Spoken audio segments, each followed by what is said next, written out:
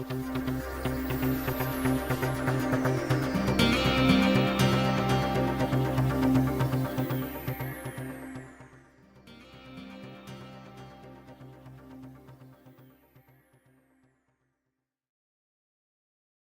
have quite a big panel actually for this, so I'm going to go straight on, introduce the names of the people. So panelists, please come to the stage. We have Rana Madani, who is the Deputy Chief Executive of the Jordan Education Initiative, Dr. Deirdre Butler, who is a Senior Lecturer in Education at St. Patrick's College, Dublin, Luis Pinto, who is Director of Education at JP Inspiring Knowledge. It's a Portuguese company, which is one of the leading innovators in education. Batul Ajluni, who's the VP for Business Development for ITG. They run major education management systems across the Middle East.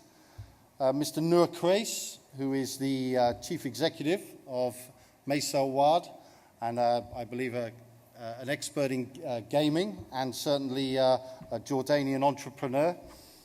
Dr. Feng Shung Mao, Dr. Feng Shung, who's head of ICT and education for teacher development and education policies for UNESCO, the United Nations leading division for education, science and culture.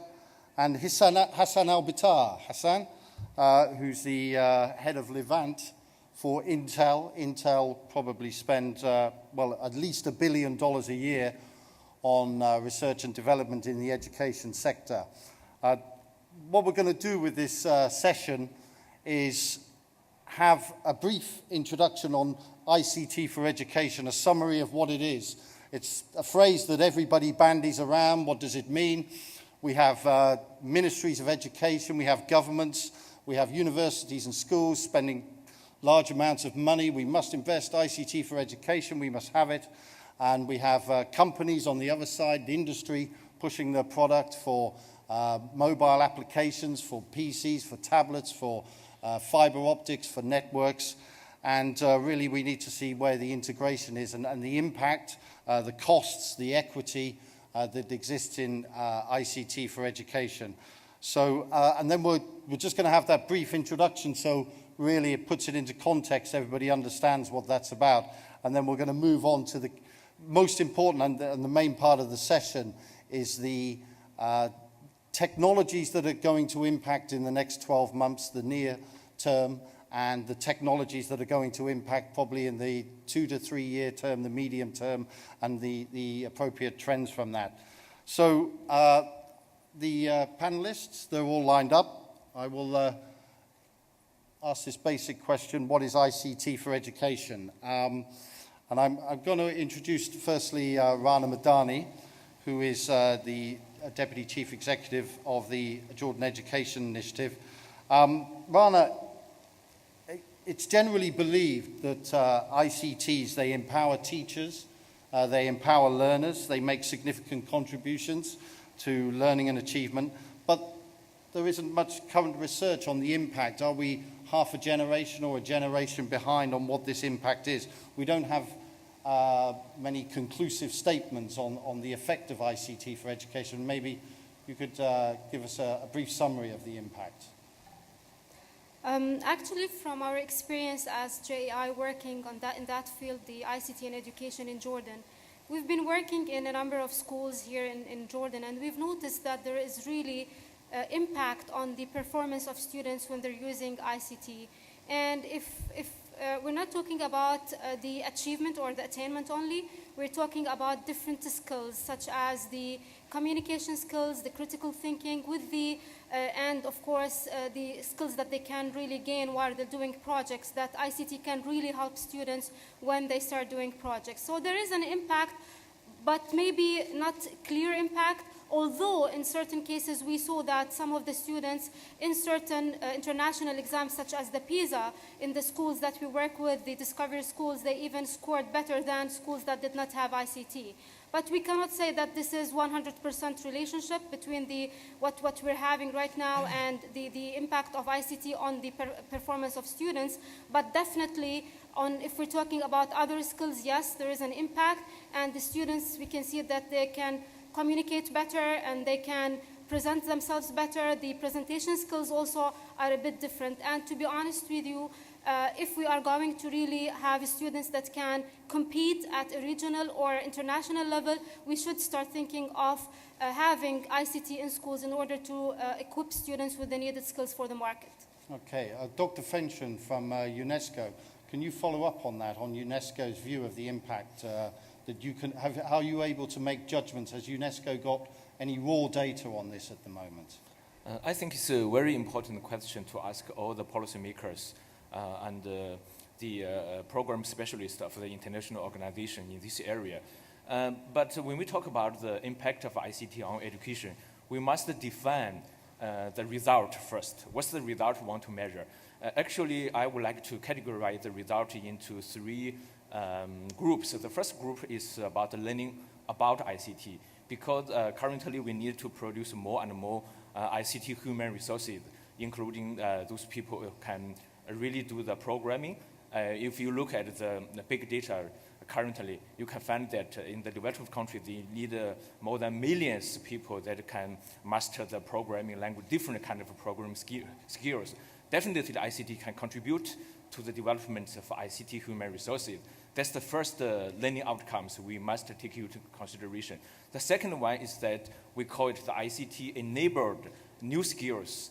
In some of the country or some of the organization, for example, European Commission, they call it digital competency. Those are the new skills that are directly relating to ICT. So definitely ICT education can directly contribute to the development of this kind of new skills. And at the same time, when we talk about the traditional learning, we still need to define different kind of learning outcome. If we look at the deeper learning, for example, we call it knowledge deepening and the knowledge creation.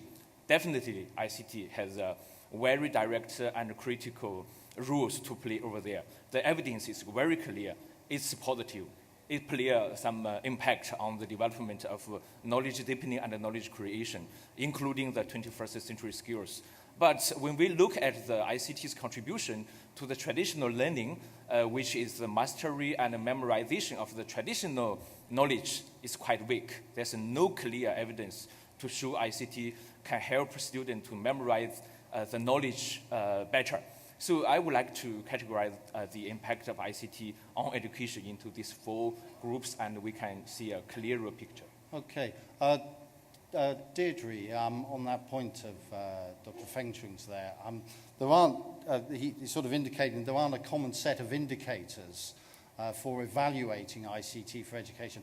Is this just a phrase that is being bandied about, and particularly what's the feedback to students and parents on how we can evaluate the effectiveness of this?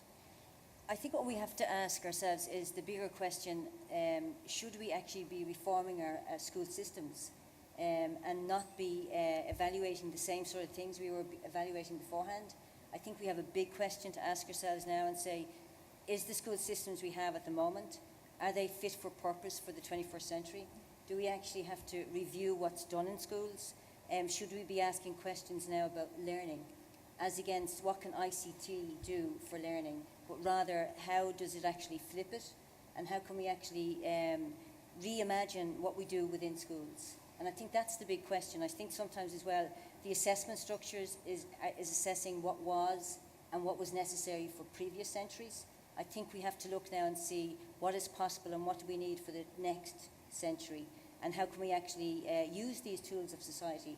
I always find it a strange question when people say, should we be using them, and what should we be doing with them, because they are the cultural tools of society, and we need to actually be able to use them in imaginative and creative ways so that our future generations are actually in control of their lives and their destinies and not being controlled by the data and the technology. So I think there are bigger questions we have to ask ourselves. Okay. So beyond just testing.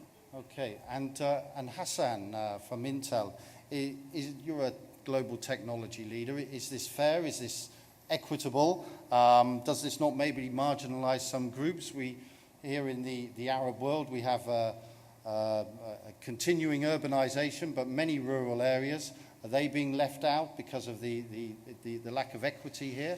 And what would you say to that, Hassan? Thank you.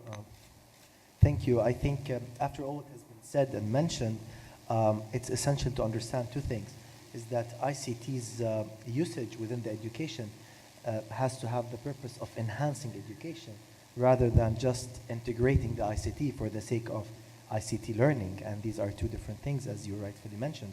So, and having proved that ICT actually enhances the education experience and gives us a better education outcome, then you're absolutely correct. The urban part might feel left out. But that said, today in 2013 and 2015, we have 3G coming in, we have LTE networks coming in, 4G. So the broadband is no longer an infrastructure issue that the governments have to spend and build, but rather a reach program that can be sponsored by a private party or even an NGO party. We have had that experience in Lebanon, where basically we're rolling out some sort of a device within education, and that device has to be deployed nationally. So in order not to hinder any education experience in urban areas, we have managed to talk to telco operators to make sure that everybody gets the same broadband coverage, which is a prerequisite to the whole ICT. So if we were in 2007, I would say yes. Sorry, my back is to you here. It's just the way it's designed today. Right, okay, yeah. So actually, if we were in 2007, then you're absolutely correct. But I think in 2013 onwards, I think that process would not be hindered by broadband availability due to actually having wireless telecos coverage at very affordable rates. Okay. So that's the first part of the question. Yeah. The second part, in terms of technology, today there will be and are many devices, and they are evolving much faster than it had in the past 5 years. I'll give you an example. The tablets were first introduced in 2009, 2010. Between 2000 and 2009, there was, I would say, a fantastic growth of technology. Between 2009 onwards, there was an explosion. Between 2013 and 2015, there will be another explosion. However, this explosion in technology, in new technologies, would not come at a sequence of every 5 years as it used to be, but rather will shrink down to sometimes every year.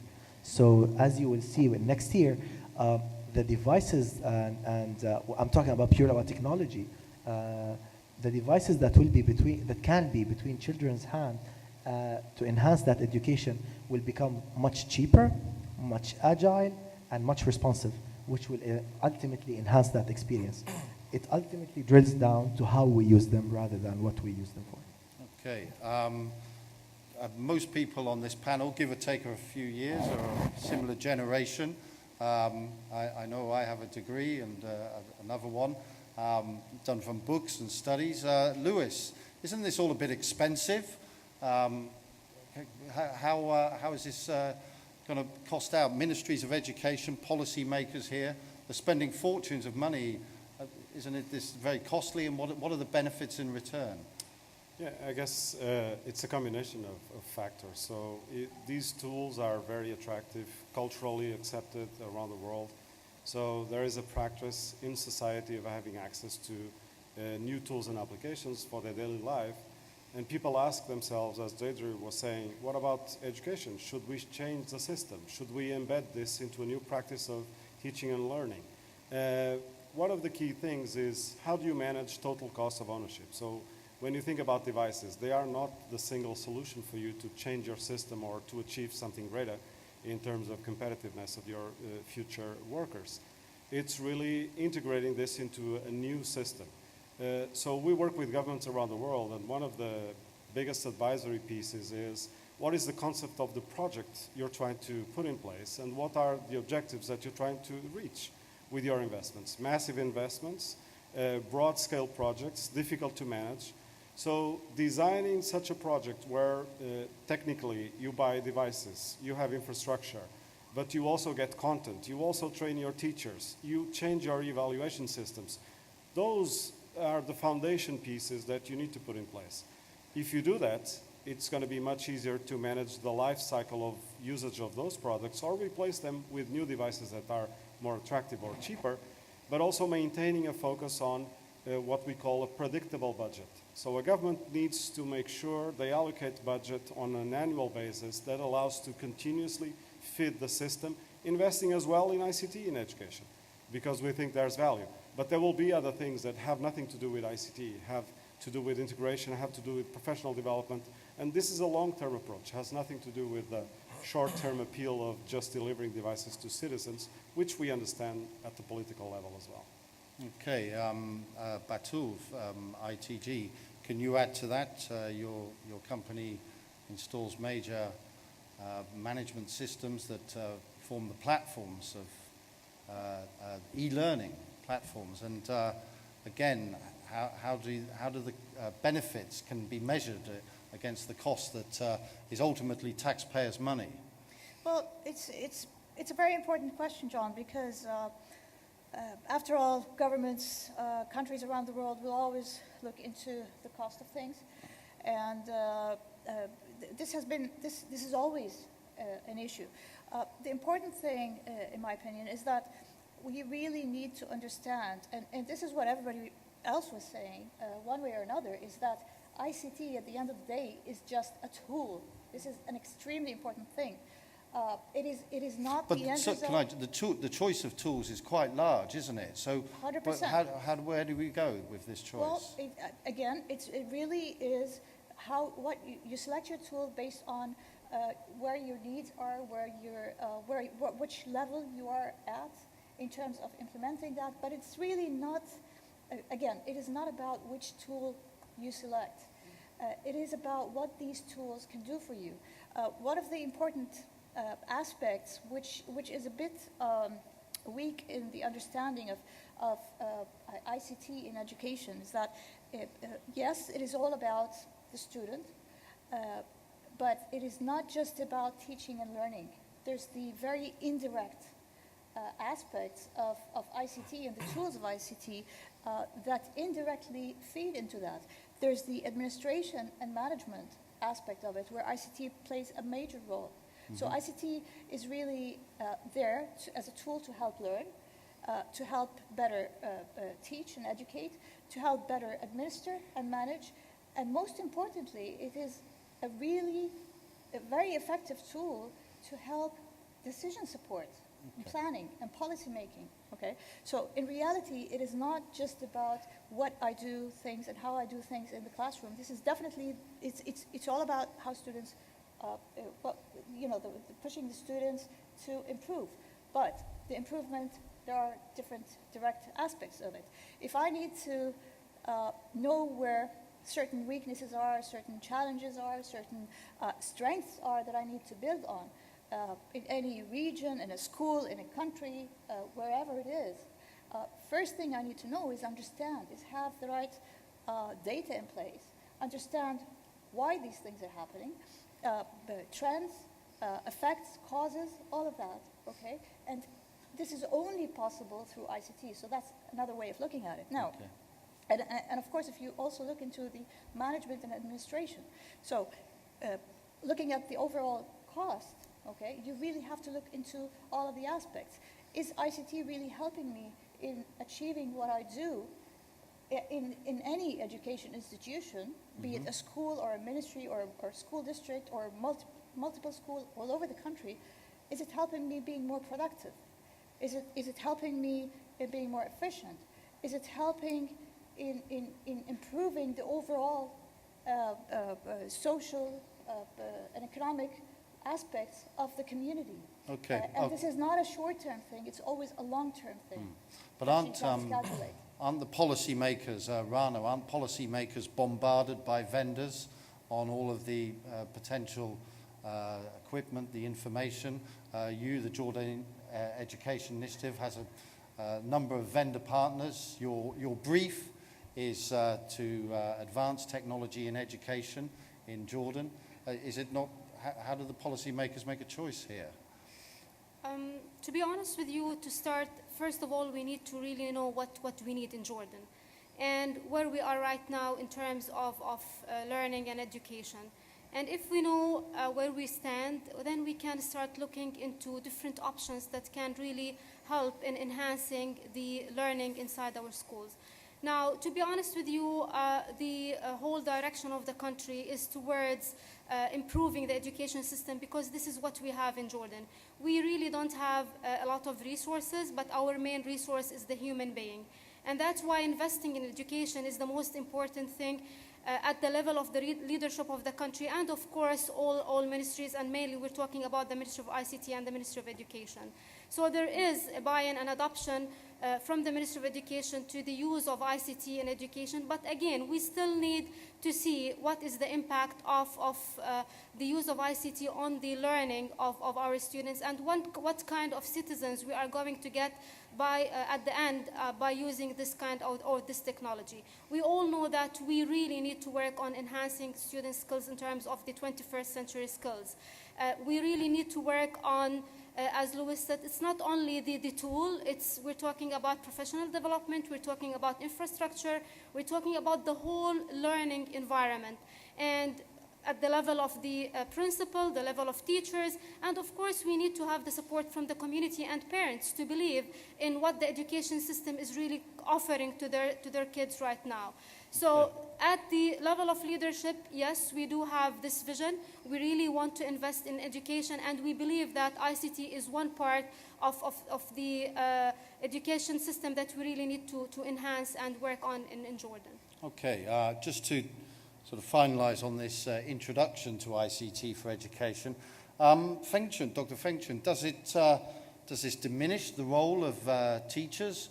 How do we optimize the role of teachers, and what effect does this have on ongoing teacher professional development? Actually, you hit the point of UNESCO's program. In UNESCO, because we are working in the area of education, including the other areas, from UNESCO, we take a teacher as the priority of our priorities in our programs, because we have different priority, but the teacher is the number one priority, because we understand that teacher is the most important element in influencing the quality of teaching and learning. So that's why we take it a priority.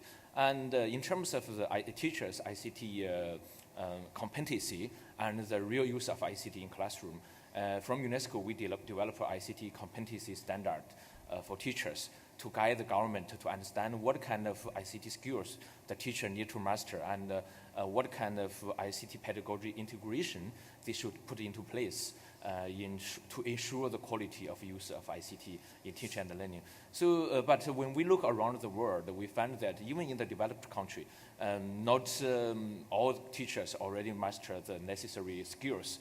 So we have been working with the government to really look at the teachers' ICT competency continuously, actually, which means it's a kind of cycle. You need to look at the teachers' skills every 3 years, every 5 years, and to help them to update, and you call it a continuous professional development cycle. So through this cycle, to continuously update the teachers' skill.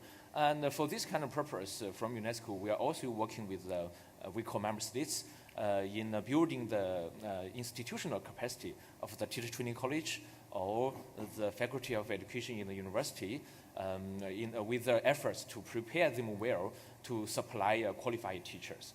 Because in majority of the country, I would like to see, particularly in the developing country, not only individual teachers lack of the ICT skill, but most of the teacher training institutions are also short of the capacity in providing ICT program or helping their pre-service teachers to learn how to use ICT appropriately in classroom in the future.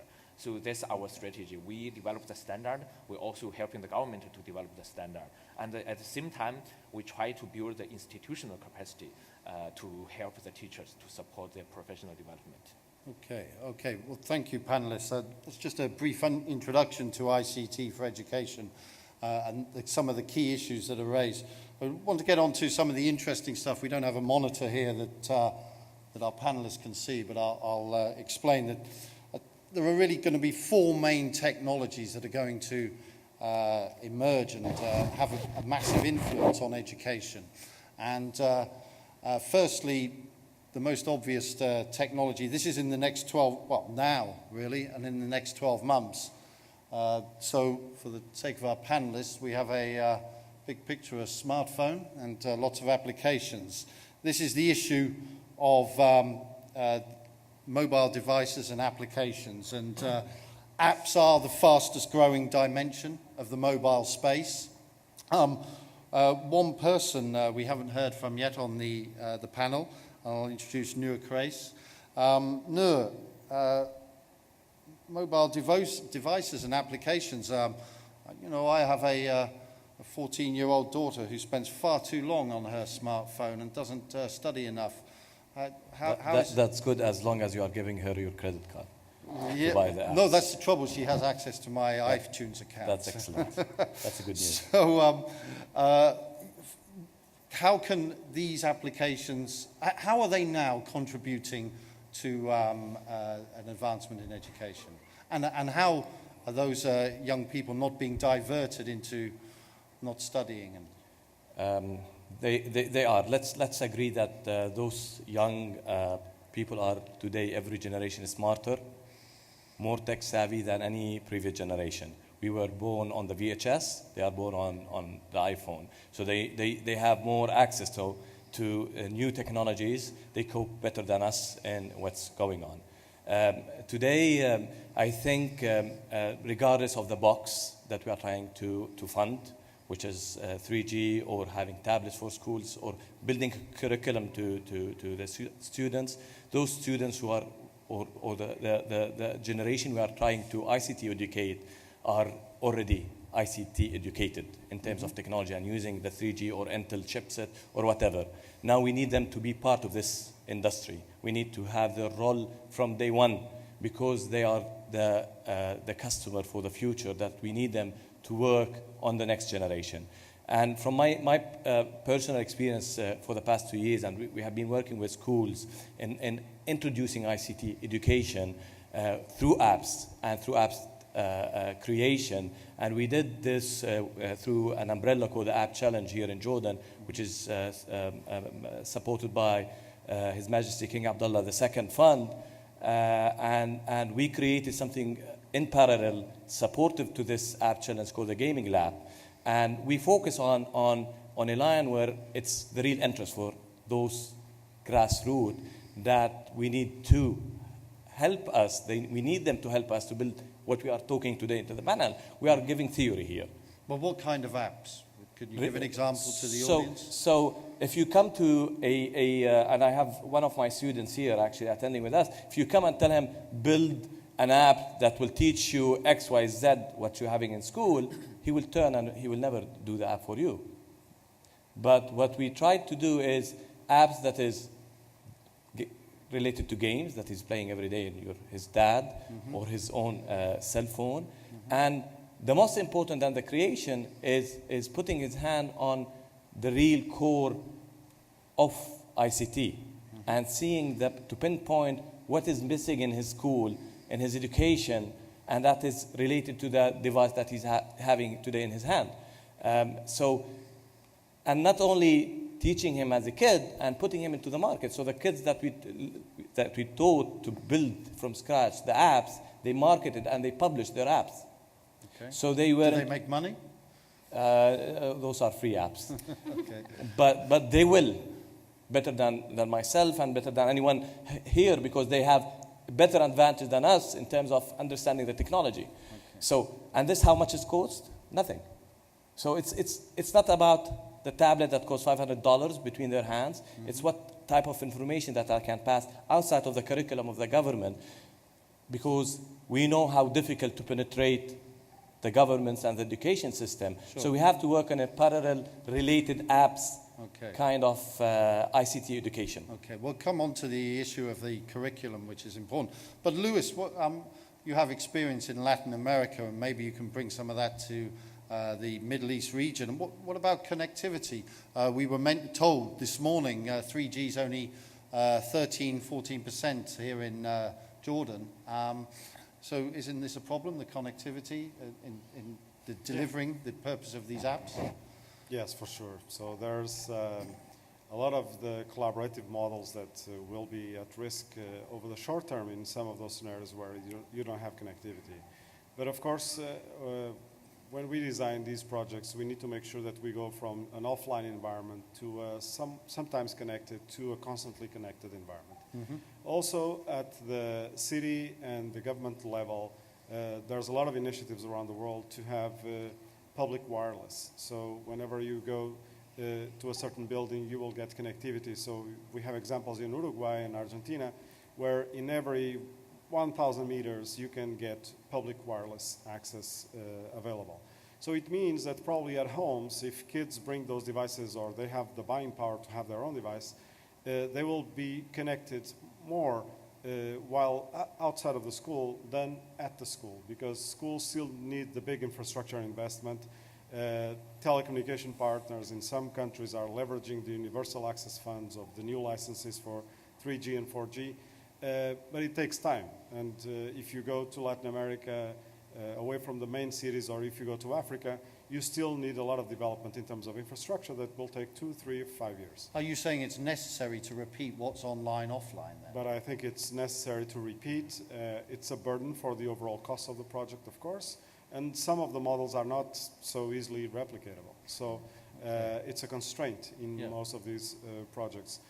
But also, you need to think about the policies. So when you think about an education system, when you think about a Minister of Education taking decisions, do they want kids to go online?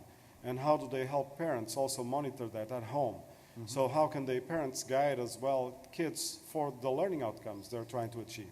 Because we know that kids don't need any incentive to play a game, because they will play it because their friends also play it. They want to be competitive with their own free time. We are seeing a movement where people are developing content also in the gaming fashion, so kids can learn math and science and some of the hardcore subjects in a very easy and friendly way of collaborating, competing, which is also important. Losing fear, which is one of the factors from gaming. So when you fail in a game, it's a game over process, but you will continue.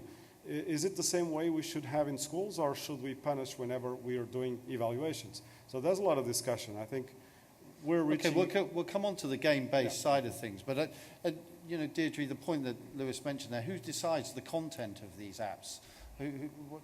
What's going to guide the policymakers on the educational content? Yeah, and I think what we have to, I think it's a very good question. You really have to examine what is the purpose of the app, and who is designing it, and for what purpose. A lot of the apps that are in the marketplace are for very low-level skills. A lot of sort of drill, what we call drill and kill, or repeat sort of thing, repeat and reinforcing skills. And I question their value, because I wonder how much learning is going on. I do like the idea where children are involved in actually designing apps, because then they're actually learning a whole range of skills. They're learning problem solving, innovation, creativity, decision making, knowledge construction. So that makes sense if they're involved in that process. Getting back to a point that was made earlier about teacher education, and I would prefer if that was the language that was used of teacher education and teacher preparation and continuing professional development rather than training, because training connotates all sorts of other sort of issues, for me anyway. I started life as a teacher, and I often feel that training, for me, conjures up negative images. I think what we have to look at, and if we bring the two things together, we have to design learning environments for our teachers, that they can actually experience learning as what we imagine for the future. Because we cannot expect teachers to design creative learning environments if they haven't had experience themselves of innovative environments, where they have been engaged in projects where they've been engaged in global issues, where they've been engaged with collaboration with others. So we really need to design exciting learning environments for our pre-service teachers and our existing teachers. So then they can reimagine the environments they can create for the students they work with. So, and rather than get hung up on apps as well, I think we should look at the bigger picture of programming as well. And maybe for the next round, looking at sort of the gaming and how they can actually design games. Okay. For example, even teachers that I'm working with for, you know, postgraduate work, etc., it was because of their experience of, let's say, understanding the Scratch environment and designing their own games within that, that one of my teachers now is looking at getting his 11 and 12-year-old children to design games using the Scratch environment to explore a thing that's very badly done in the maths curriculum, not only in Ireland but around the world, is shape and space and geometrical thinking. So these 11 and 12-year-olds now are actually acting as co-researchers to look at the different Van Heel models of geometric thinking, looking at the curriculum requirements, and then saying, well, where's the mismatch? How can we actually develop games for our peers and for younger children to develop these skills? Okay. Deirdre, we come on to the And, games. and but just on because it's that an point, important yes. point, and the game design, it's an important phase to learn sketching things. And when you talk about sketching and design, you need a white paper and a pencil, Yeah. and that does not need a $500. So you can involve education and in a $1 cost per student. Okay. So that's, you know. Okay, but just on the Deirdre, on that point about is there apps for teachers then? Is that what you're saying? I think the picture is bigger than just sort of apps. I mean, we've all gone through, I mean, I was the same. I have my phone, my smartphone, and I went through the big sort of thing of downloading all the different apps, trying them all out. And really and truly, there's only a handful that I use. The ones I use most often would be the bus schedule for how can I work out where I am, the blue dot on the map when I get lost or there's a traffic jam. There's certain ones I use. But even for education, I haven't seen any really powerful apps that actually would convince me yet. I've still to be shown that these apps are actually good for learning as against just consumption. Well, that's what I want to segue what you've just said onto Hassan at Intel. You mentioned the programming of these apps. Is Intel developing, Hassan, the powerful apps that Deirdre refers to that are required? Are we missing something, and are there new innovations coming soon on the horizon? Actually, I would take one quick step back and say something in that regard. Today, we have a golden opportunity in MENA, since we are referring to MENA in specific. That golden opportunity has only been replicated like 70 or 80 years ago, and it's called the Industrial Revolution. When the Industrial Revolution happened, MENA was left behind, and hence MENA became the consumers of those industries that has been in the Western world. Today we are at a U-turn in MENA where we can turn a whole generation that is already tech savvy, that's already starting to engage the 21st century skills by nature. Our golden opportunity is for us to engage them into that new era, you know, soon enough, 5, 10, 20 years, depending on the country you're in, soon enough, you're going to have everything on e-commerce. You won't have anything done but virtually, but online. So we are at an opportunity now to change ourselves from consumers, typical consumers like we were for the past 60 years, to creators. Those creators not going to be us. This is going to be the second generation or the generations that we are trying to teach. So in all aspects, and what I'm trying to say is that in all aspects, all of the aspects that has been mentioned here, whether it's the teacher or the teacher app development or the games or the sketching or the designs or the curriculum even, we are at the stage today of we need to plan this in a holistic ecosystem to enable that education to happen and enable us as a nation in MENA to shift from consumerism to actual production and creation. So to answer you, yes, Intel is definitely trying to push what we call ideation camps, which is basically gathering as many people as possible, getting the best ideas and training them to train others how to develop apps. We are not training them for them to succeed into their own apps only, but to train others. This is happening like, what about having the next Facebook or social media only for MENA teachers? For them to share their lesson plans, what works, what doesn't work. Why aren't we Arabizing Khan Academy? What are we doing with school.com? What are all these contents? Why aren't we creating ours yet? And I actually bold and underline and italic yet, because this is coming and this is coming soon. And the faster we do it, the faster we will catch up to this new revolution. People call it the industrial trend back then. Now it's the digital trend. And that trend is here to stay and actually expedite as we move along. So yes, Intel is pushing into developing all kind of apps, but the point is not the app. The point is the idea. The point is, what do you want to do with it? Because the app is a tool on a big platform called the internet. So what do you want to do with it? That's the question. Okay. The app is the last phase. The development is the last and easiest phase, John. Okay, thanks very much. Just been sort of pushed along here. So we'll rattle through some things here. The next big area, maybe the disruptive area of handheld devices, is as we have on the slide here, is tablet computing. So I'll get straight on to the issue of tablets in schools. Dr. Fenchen, who pays for these tablets? Is it the responsibilities of the ministries or the institutions or the parents? And is this going to lead to a digital divide of wealth? Thank you for the question. Actually, the tablet-based learning usually is called by one-to-one pedagogy, which means one-to-one learning environment for learning and teaching. And the latest development is that the European Commission just finished a kind of meta survey on the one-to-one computing and one-to-one initiatives, basically from the European region.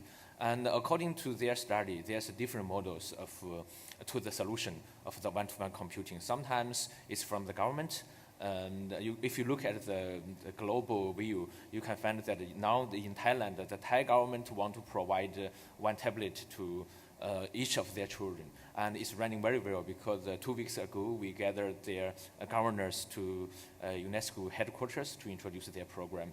It's running very well.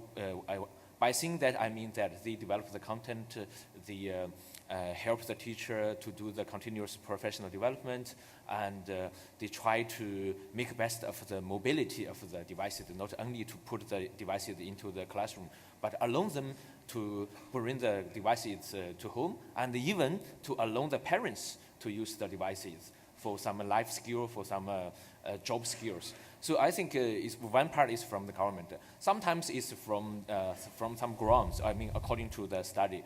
And sometimes we all know, bring your device to the school's initiative.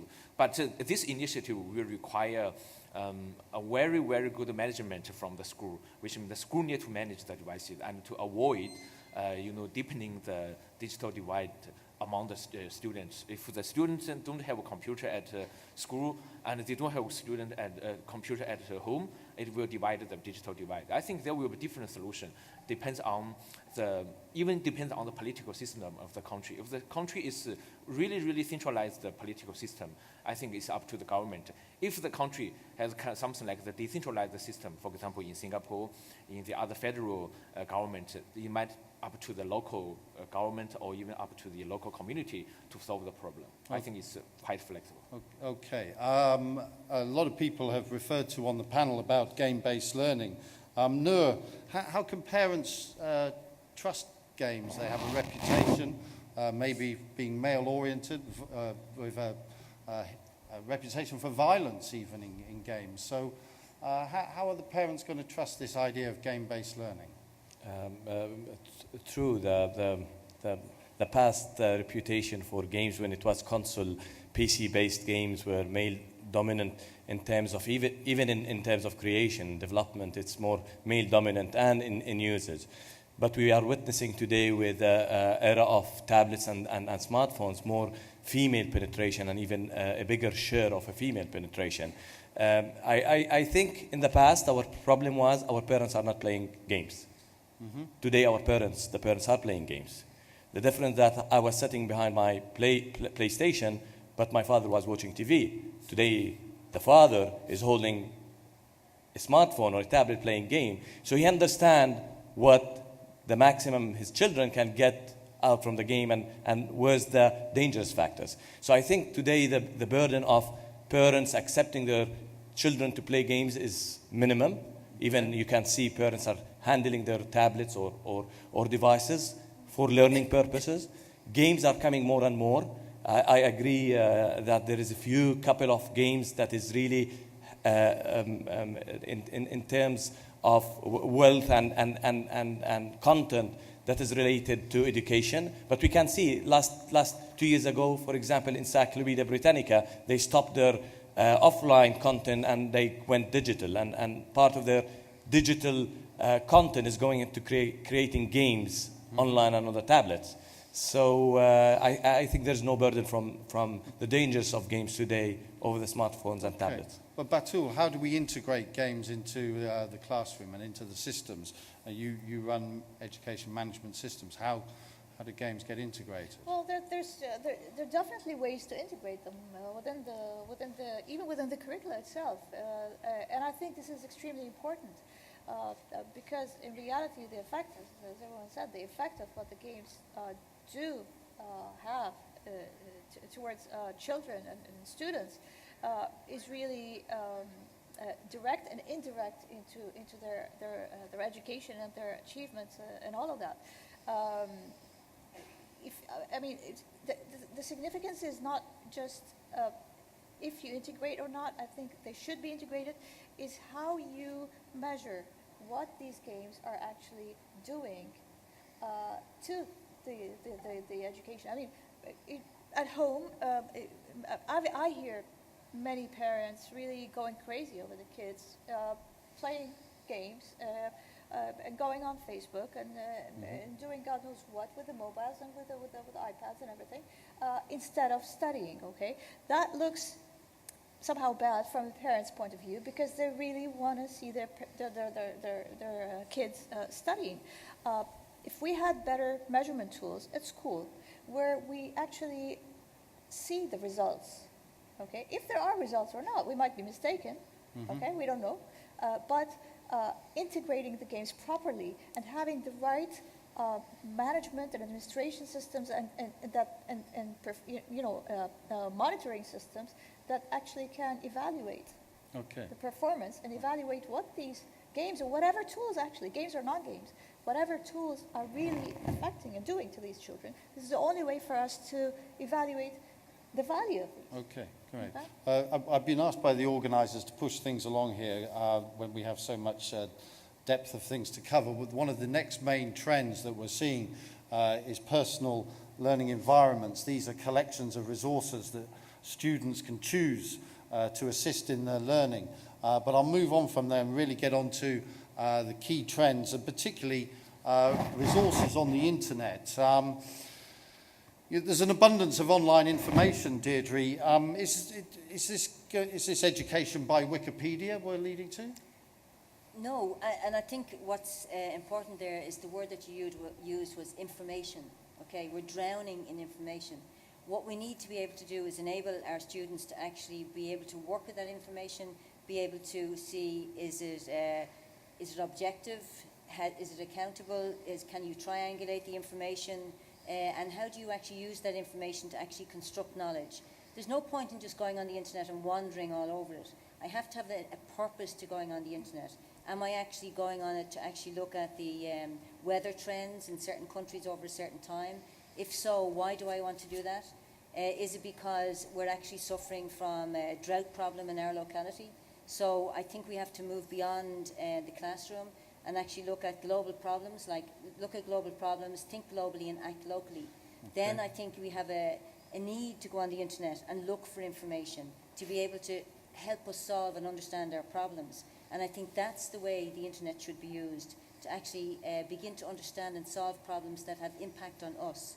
But then it brings up the issue of, and that we're experiencing with young students, and particularly pre-service teachers, etc., is issues of copyright. Who owns the information? How do I cite it? Things like Creative Commons, things as well as like ethical uses of the internet. And all other issues are being put up, like cyberbullying. So how do we actually then develop a moral and ethical code for safe and moral and ethical use of the internet as well? Okay. So it's not just a matter of the information is there, but we have to be able to sift through it, use it for our purposes, and use it to actually solve problems that are important to us. Okay. So it goes beyond just information. Okay, Feng Chen referred to something, BYOD, bring your own device, Lewis. This is happened in the workplace. Is it going to happen in schools? Is this not going to lead to technology anarchy? Yeah, I think it's a trend that will continue, and we see this in workplaces and companies doing management systems having difficulties managing costs and all the complexity.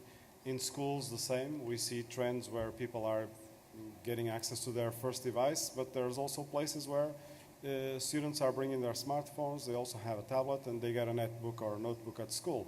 So what do we do with each of those devices? There will be new learning strategies, of course. We need to integrate also the social habits. So for a teacher today, it's very important to have some kind of a social platform where they collaborate with their peers, but also with students, because they understand that language. So it's a need to adapt to those projects evolving. I think that the bring your own device is here to stay, and there's going to be a lot new developments in terms of content. Okay. When you mention apps, when you mention games, I work with publishers, leading vendors that today need to adapt to all those form factors, to all those forms of delivery. Okay. They call it a game because you feel that you get value out of that format.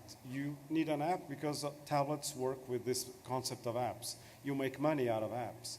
It's not that the curriculum is being distorted, but it's being formatted to a certain use.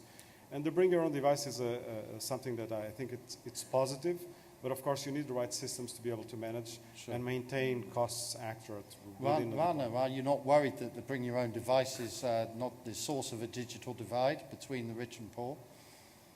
Yeah, The haves and have-nots? I have a comment regarding the information on the internet, which Deidre was talking about.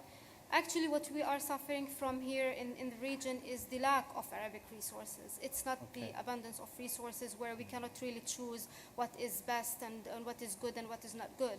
We're just really looking for information and looking for websites that can really help our teachers to start using ICT, because we don't have many resources. Certain countries, they took the lead in producing their e-content that is mapped with the learning outcomes of their education system. But again, what we're doing is just replacing the national book with another supplementary material that is one source of information. We're not giving the teachers the choice of choosing what is really good for them in that learning environment or learning context, because we only have one source of information.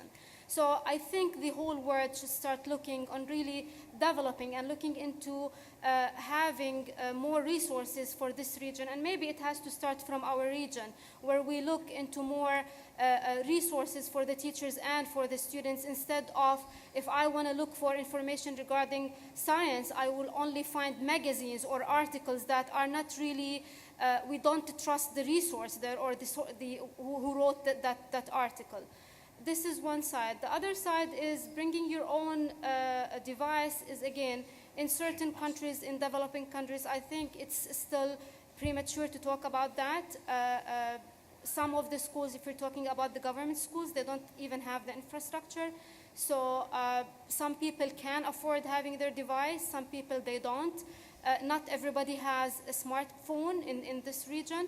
Many of them, they still have the old phones and they cannot really have any app on that phone. Mm-hmm. So I think it's in this region, maybe the government, they should think seriously about having technology in schools and having if we're going to talk about one laptop per child, I still believe it's the private sector and the government, they should work together in order to provide the public schools with that service. Okay, all right. Well, I've been asked to wrap up the session, so I'm going to finish on probably one of the most important things on people's minds, the institutional barriers.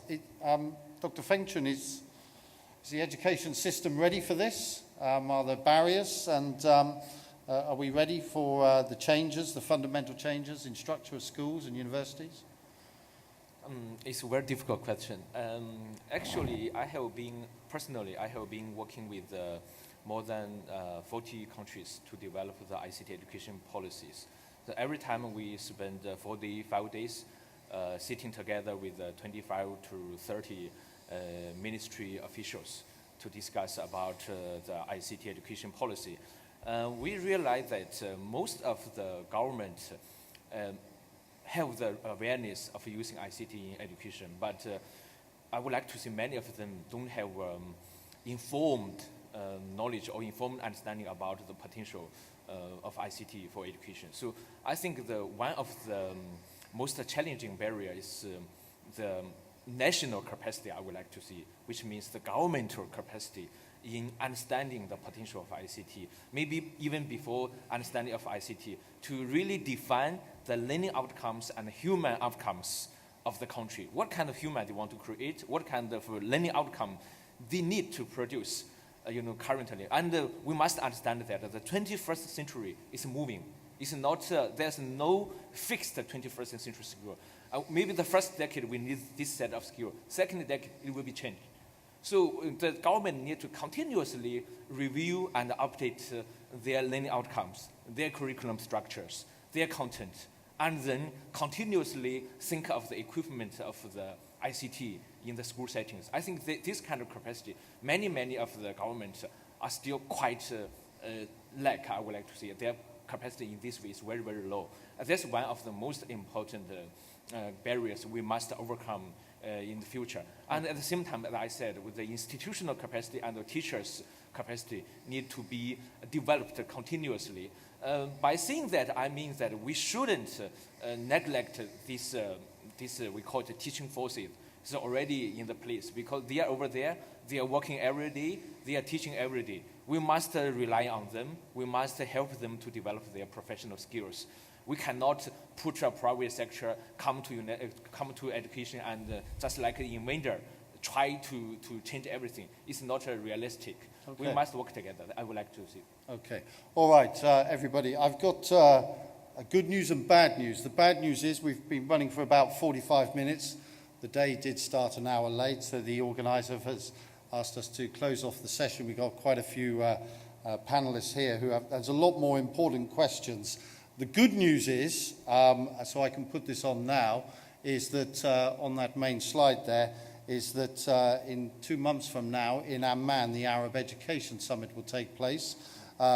These great minds and many more will be there with policymakers and ministries of education from across the Arab world, as well as captains of industry. And we can go into a lot more detail then. It's under the patronage of the Ministry of Education in Amman. And we'll certainly have longer than 45 minutes. We'll have 2 full days, actually, to go into these issues. So what I'll say, as I say, shame we can't go on a bit more, because this is the most important part of our society, our children, the investment in education, and that the taxpayers' money is wisely spent. So we will follow up in 2 months' time in Amman with the Arab Education Summit. And if you want to know more about that, you can come and see me personally, because I'm the organizer, or you can go to arabbrains.com. In the meantime, we should thank the organizers here, thank the patronage of King Abdullah II, His Majesty. Thank you very much. And above all, thank you, the audience, for being here, and a round of applause to our panelists. Thank you very much.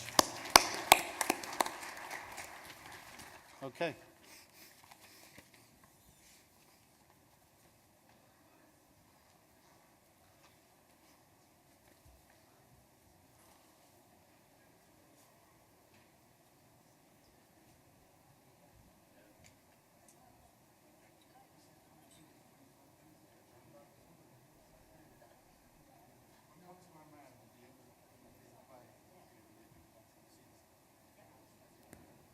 Jonathan Glassy, thank you very much. Thank you also to your esteemed panelists for an exciting discussion about one of the most important components and applications of information communications technology. Thank you all.